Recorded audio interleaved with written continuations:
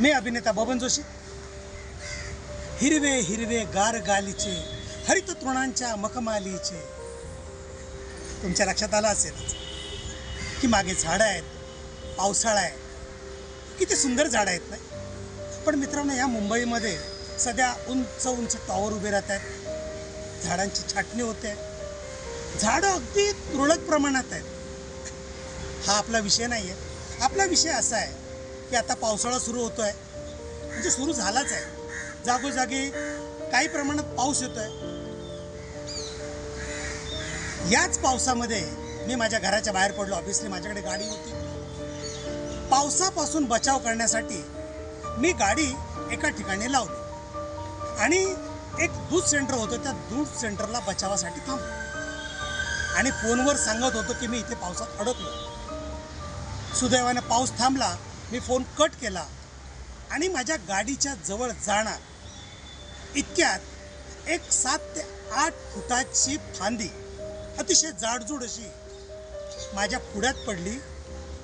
ती माझ्या गाडीच्या पेट्रोल टाकी डॅमेज झाली. माझं नशीब बलवत्तर, म्हणूनच मी वाचलो. मित्रांनो, सांगण्याचं तात्पर्य असं आहे ना की सध्या पाऊस सुरू आहे.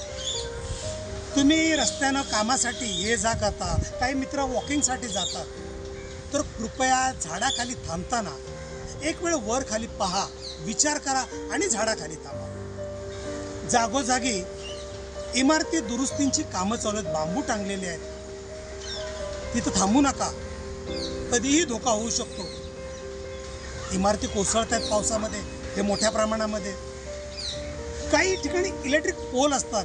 चुकूनही पावसाळ्यामध्ये या इलेक्ट्रिक पोलला हात लावू नका. वॉकर्सचे किंवा कोणी रस्त्याने चालणाऱ्यांच्या बुटाची लेस सुटते किंवा एखादं काहीतरी खाली पडतं, आपण आधारासाठी पोलचा आधार घेतो. माझी तुम्हाला विनंती आहे, या अशा चुका करू नका. हा पावसाळा आहे. पावसाळ्यामध्ये स्वतःची काळजी घ्या, म्हणजे जेणेकरून तुमचा जीव धोक्यात येणार नाही. मी वाचलो, माझं नशीब बलवत्तर, पण प्रत्येक वेळेला वाचेनच याची गॅरंटी नाही. म्हणूनच आपण आपली काळजी घ्यायला